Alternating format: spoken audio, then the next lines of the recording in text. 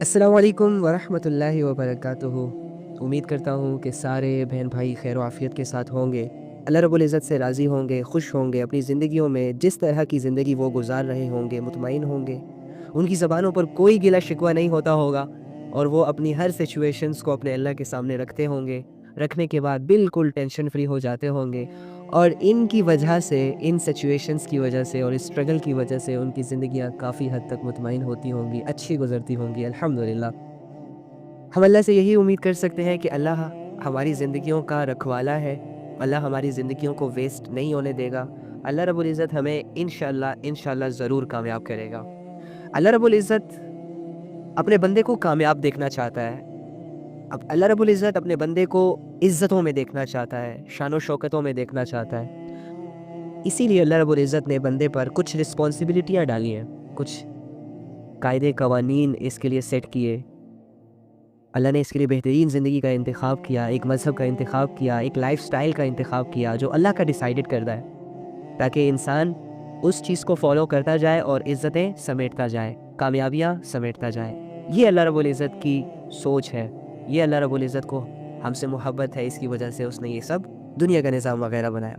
اور آج میں آپ کو ایسا قصہ سنانے والا ہوں کہ آپ لوگ حیران ہو جاؤ گے، سیریسلی آپ لوگ خوش بھی ہو جاؤ گے، حیران بھی ہو جاؤ گے، اللہ سے محبت بھی بڑھ جائے گی، اور یہ ہے کہ لوگوں کے لیے دل بھی صاف ہو جائیں گے۔ میں نے جب اس قصے کو پڑھا، یقین کرو میرے آنسو جارے ہو گئے تھے، یہ میری اپنی فیلنگس تھی، کیونکہ میں بہت زیادہ ان ڈیپتھ چلا جاتا ہوں الفاظوں میں۔ جب میں کوئی قصہ کہانی ریئل سٹوری پڑھ رہا ہوتا ہوں یا قرآن کی آیت پڑھ رہا ہوتا ہوں تو میری یہ کوشش ہوتی ہے کہ میں اس دور میں چلا جاؤں کہ کیوں نازل ہو رہی ہے، کیا سچویشنز تھی، ہمارے نبی صلی اللہ علیہ وآلہ وسلم کے آمنے سامنے کیا امیج تھا لوگوں کا، تو اس طرح نا زیادہ اثر ہوتا ہے۔ تو آج میں آپ لوگوں کو وہاں لے کے جاؤں گا انشاءاللہ، اللہ کے فضل سے، اللہ کی مدد سے۔ میں تو خود اللہ کے لفظوں کے محتاج ہوں، میں تو خود اللہ رب العزت کا محتاج ہوں۔ ہم تو یہ جو باتیں کرتے ہیں صرف ہمارا مقصد کیا ہے، اللہ راضی ہو جائے، ہمارے گناہ دھل جائے، ہمارے اندر نالج جو ہے گین ہو جائے۔ کس کی نالج؟ یہ نہیں کہ لڑکیاں کیسے پٹانی ہیں، یہ نہیں کہ ماڈلنگ کی طرف کیسے جانا ہے، یہ نہیں کہ پیسے کیسے کمانے ہیں، یہ نالج گین ہو جائے کہ ہم اسلام کو کیسے فالو کرنے والے بن جائیں ایزی وے سے، اور ہم یہ جو قرآن اتنا ڈیفیکلٹ لگتا ہے ہمیں، یہ ہمیں کیسے اتنا ایزیلی سمجھ آ جائے، اور حدیث جو کہ ہم ہزاروں کی تعداد میں جو ہم نے حدیثوں کو سنا ہوا، رٹا ہوا، وہ ہمارے عمل میں کیسے آ جائے۔ بس یہ 3 باتیں ہوتی ہیں ہماری لائف کی، اور کچھ نہیں۔ مجھے جب بھی کسی علم کی تلاش ہوتی ہے، میں پہلے اللہ سے رجوع کرتا ہوں، میں اللہ کے سامنے اپنی جھولی پھیلانی پڑے جھولی پھیلاتا ہوں، سجدہ کرنا پڑے سجدہ کرتا ہوں، ہاتھ پھیلانے پڑے ہاتھ پھیلاتا ہوں، رونا پڑے رو لیتا ہوں، ہنسنا پڑے ہنس لیتا ہوں، لیکن اللہ سے اپنی بات منوا کے رہتا ہوں کہ اللہ مجھے اس چیز کی ضرورت ہے۔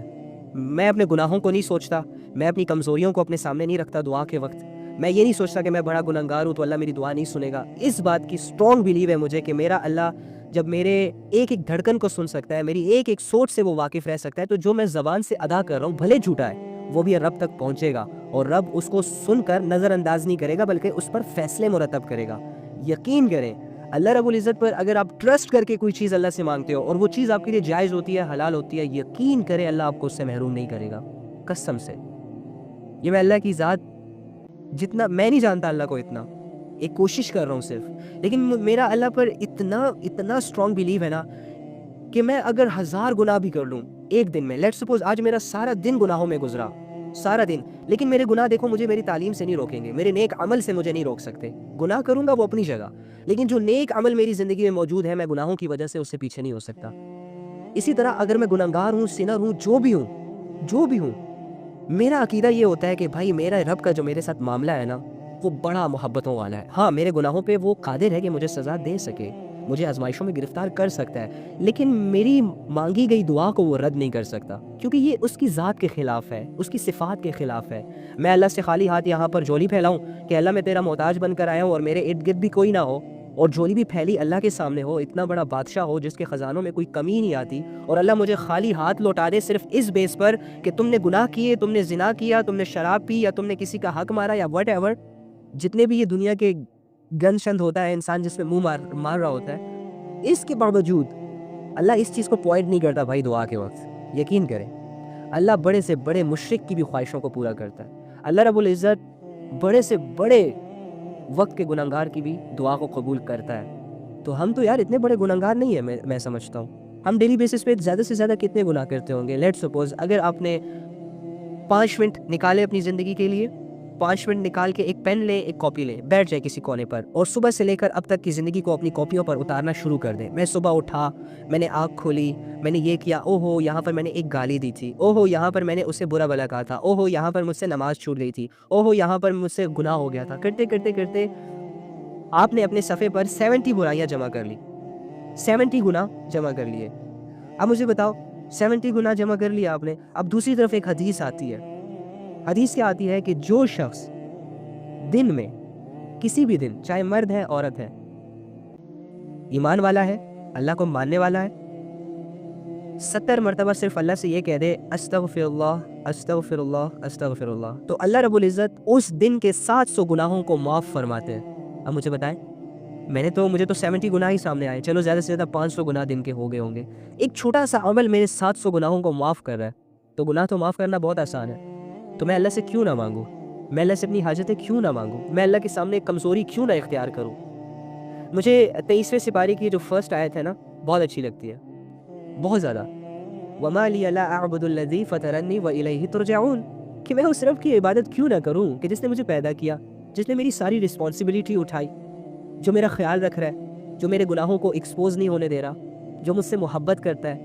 نبی صلی اللہ علیہ وآلہ وسلم کی زبان مبارک سے اس نے امت کے لیے یہ جاری فرمایا کہ میرے بندوں سے کہو کہ جب بھی تم دعا مانگو گے مجھے اپنے قریب پاؤ گے. قرآن کی آیتوں میں ہمیں یہ بتایا کہ میں بڑا رحمان ہوں.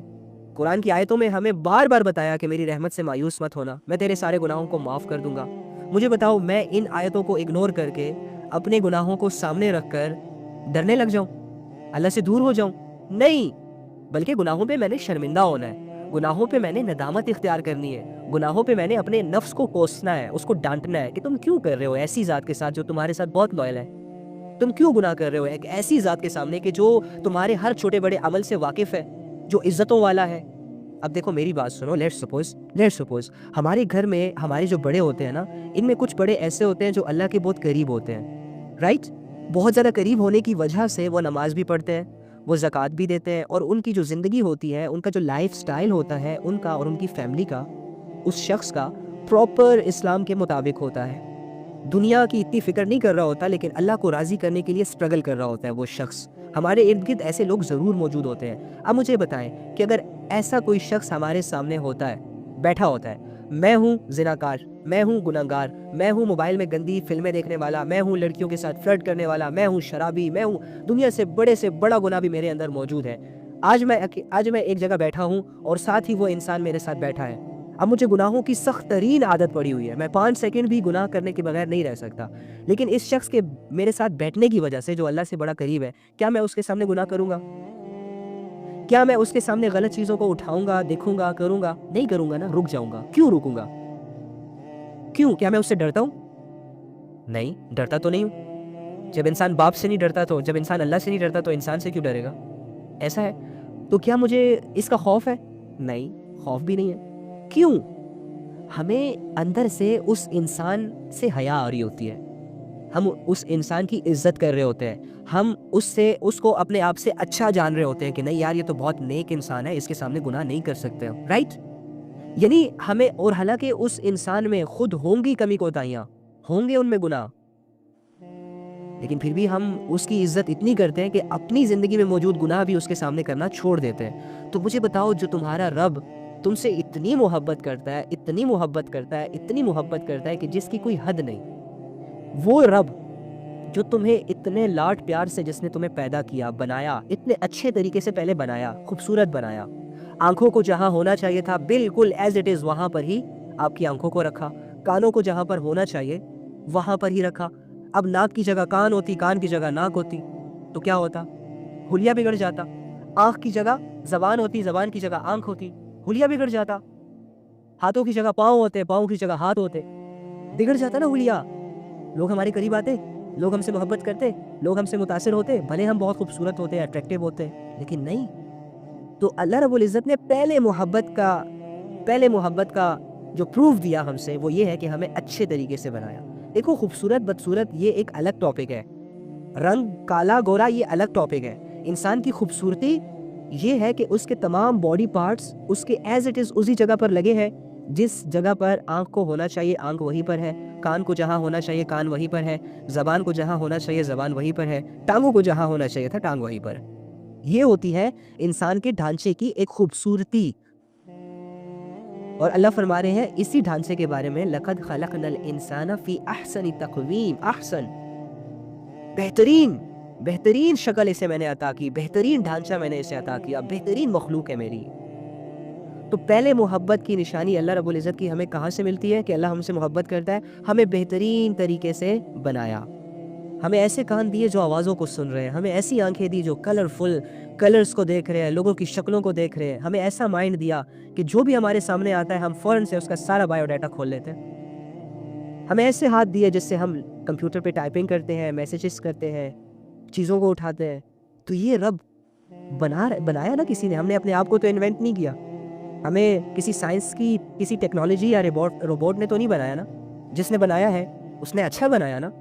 تو اچھا کیوں بنائے گا؟ کیونکہ وہ اپنے کام کے ساتھ، اپنی مخلوق کے ساتھ، اپنی انسانیت کے ساتھ سنسیئر ہے، لوئل ہے، محبت کرتے ہیں، اسی وجہ سے بہت اچھے طریقے سے ہمیں بنایا اللہ نے۔ اللہ محبت کرتے ہیں۔ اچھا اس کے بعد دیکھو، انسان جب کمزور ہوتا ہے، لیٹ سپوز آپ کی زندگی میں ایک ایسی سچویشن آ گئی کہ نہ آپ یہاں کے ہیں نہ آپ وہاں کے ہیں، غربت بھی آپ پر ٹوٹ پڑی، پریشانیاں بھی آپ پر ٹوٹ پڑی، لوگ بھی آپ سے دور ہو گئے، آپ کے اپنے قریبی وہ بھی سب چلے گئے، تمہیں چھوڑ گئے ایک میدان میں، نہ تمہارے پاس کھانے کو کچھ ہے، نہ تمہارے پاس پہننے کو کچھ ہے، نہ تمہارے پاس پینے کو کچھ ہے، نہ تمہارے پاس کوئی ایسے لوگ موجود ہیں جس سے تم اپنی دل کی فیلنگز کو شیئر کرو، ہر طرح سے تمہیں دنیا نے توڑ تاڑ کر ایک کونے میں پھینک دیا۔ ایسی سچویشن میں جا کے تم اپنے آپ کو کیا فیل کرتے ہو؟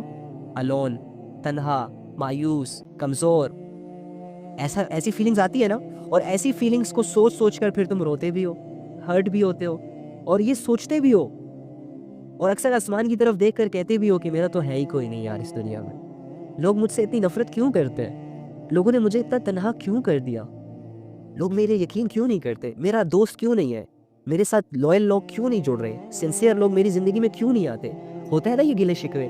اچھا مجھے بتاؤ، جب یہ گلے شکوے ایک انسان کی زندگی میں موجود ہوتے ہیں اور انہی گلے شکووں کو چلتے ہوئے فیس کرتے ہوئے کوئی ایسا انسان آپ کی زندگی میں آتا ہے جو آپ کی جان میں جان ڈال دیتا ہے، جو آپ کا سہارا بن جاتا ہے، جو آپ کے کمزور سے جسم کو بازوؤں کی طاقت سے اور کندھوں کی طاقت سے اٹھاتا ہے، اسے اپنے پیروں پر کھڑا کرتا ہے اور تمہیں ایک امید دلاتا ہے کہ bro you are not alone, I am with you, don't sad, پریشان مت ہو، اب میں تمہارے ساتھ ہوں، اب تم جو کہو گے ویسا ہوگا، یہ دنیا تمہیں چھوڑ دے توڑ دے جو بھی کر لے میں تیرے ساتھ کھڑا رہوں گا۔ اور وہ اس بات میں سچا بھی نکلتا ہے، وہ دو چار ایسے کام کرتا ہے جس کی وجہ سے پروف بھی ہو جاتا ہے، اس کی پرسنالٹی پروف ہو جاتی ہے کہ جو اس نے کہا تھا وہ سچ ہے۔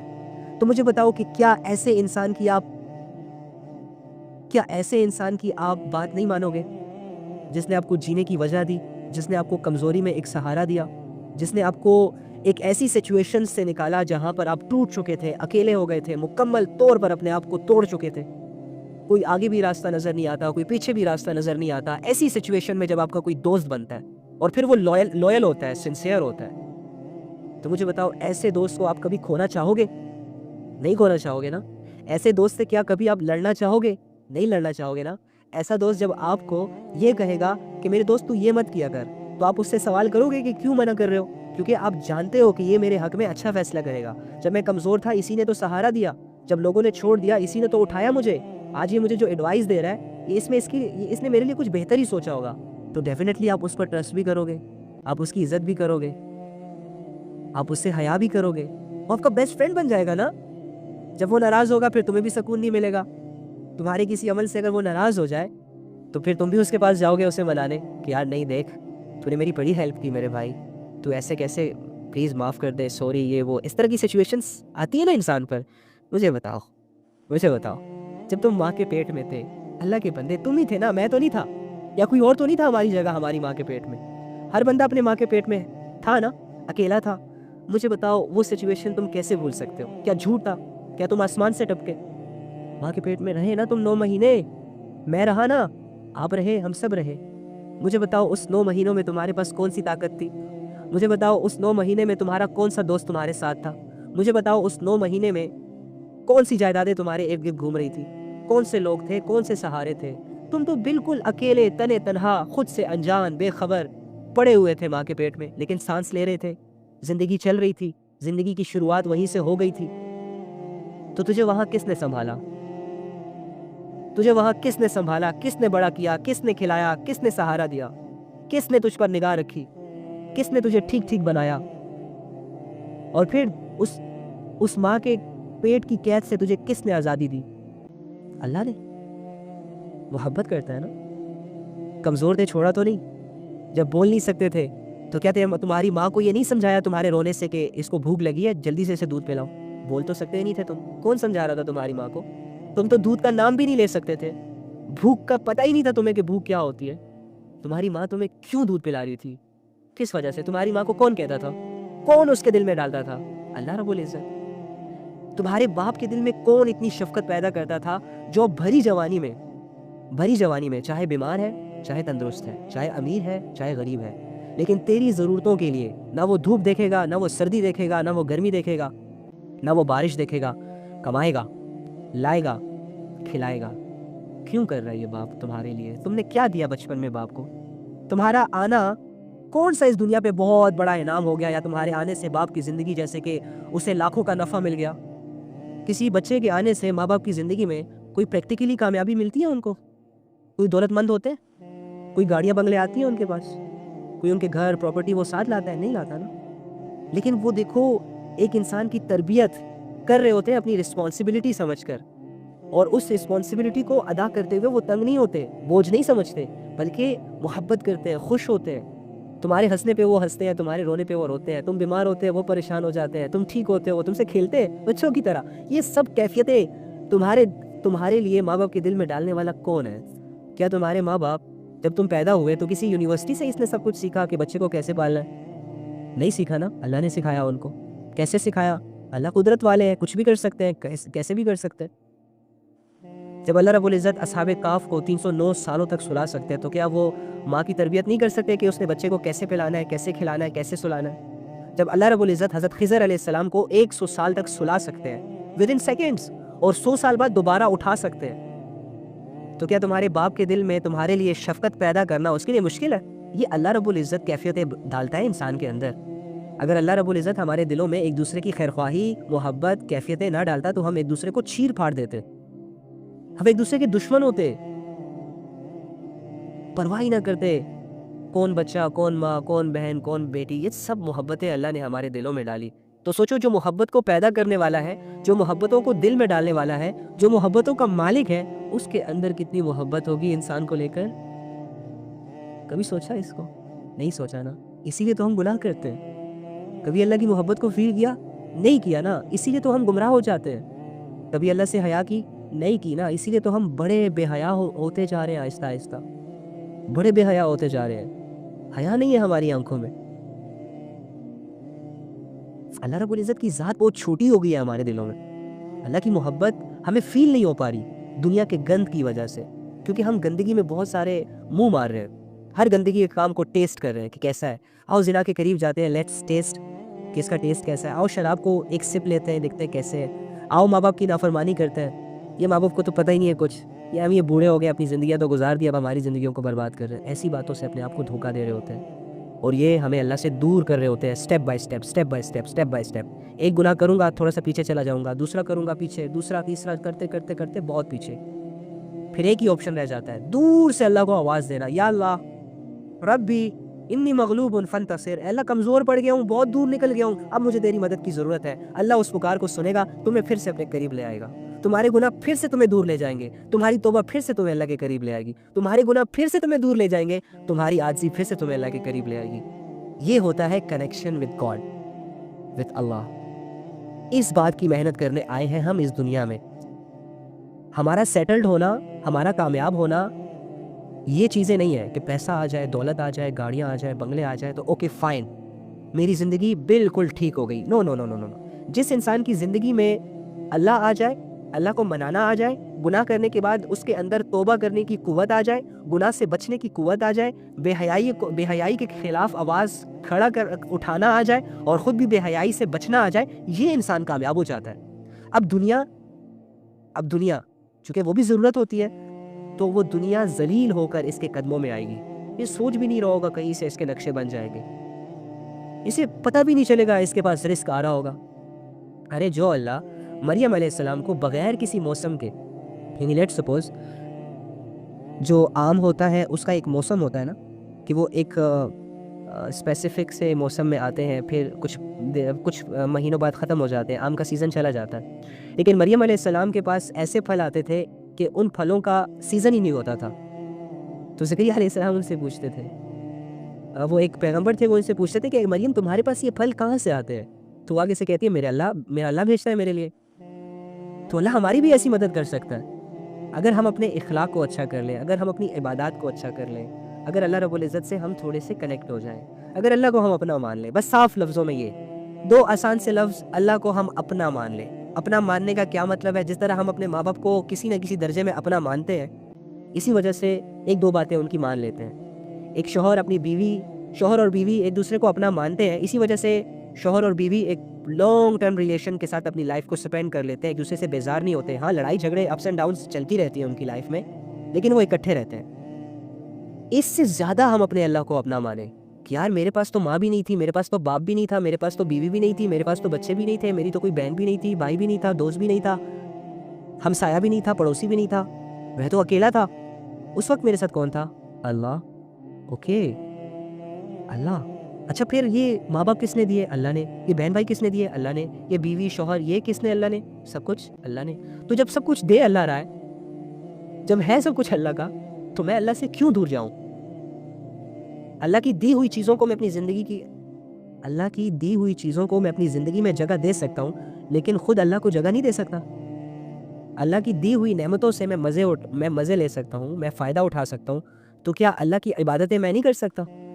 ایسی سوچوں میں خود کو انوالو کرنا بہت ضروری ہے، بہت زیادہ ضروری ہے، بہت زیادہ ضروری ہے، کیونکہ الحمدللہ الذی خلق السماوات والارض وجعل الظلمات والنور، تمام تعریفیں اللہ کی ہے جس نے آسمانوں اور زمینوں کو پیدا کیا، آسمانوں اور زمینوں کو پیدا کیا۔ اگر ہم صرف الفاظ تک رہیں گے تو ہم اللہ کی قدرت کو جان نہیں سکیں گے، اگر ہم صرف سننے تک رہیں گے تو ہم اللہ کی بڑائی کو دل میں بٹھا نہیں سکیں گے۔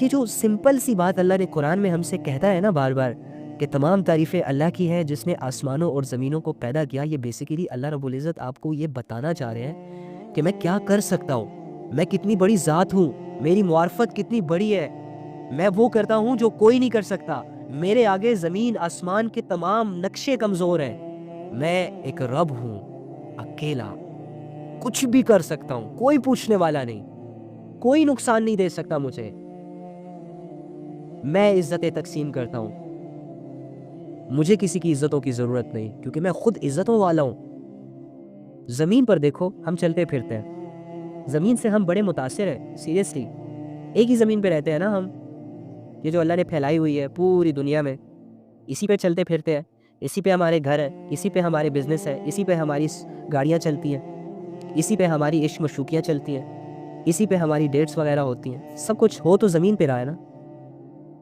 کوئی آسمانوں پر تو نہیں کر رہا یہ سب، ہمارا لینا دینا کس پر ہے؟ زمین پر۔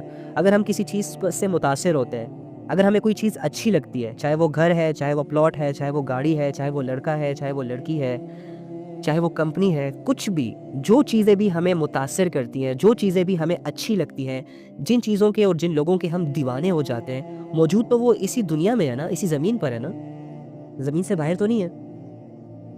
تو اللہ کیا کہہ رہے ہیں کہ زمین ہے ہی میری۔ جب زمین اللہ کی ہوئی تو زمین کے اوپر جتنی بھی ساری چیزیں وہ کس کی ہوئی؟ اللہ کی۔ زمین کے نیچے جتنی چیزیں وہ کس کی ہیں؟ اللہ کی۔ مالک کون ہوا؟ اللہ۔ ہم بھی زمین پر، تو ہمارا مالک کون ہوا؟ اللہ۔ تو جب مالک اللہ، تو جب اس طرح سے وہ اپنے اللہ کو مالک سمجھیں گے اور اپنے آپ کو پھر کیا سمجھیں گے؟ بندے، غلام۔ تو غلام کیا کرتے ہیں؟ بندے کیا کرتے ہیں؟ مالک کا حکم مانتے ہیں، مالک کی نافرمانی نہیں کرتے، منافقت والا رویہ اختیار نہیں کرتے، جو کہ اکثر مسلمانوں نے آج اختیار کیا ہوا ہے۔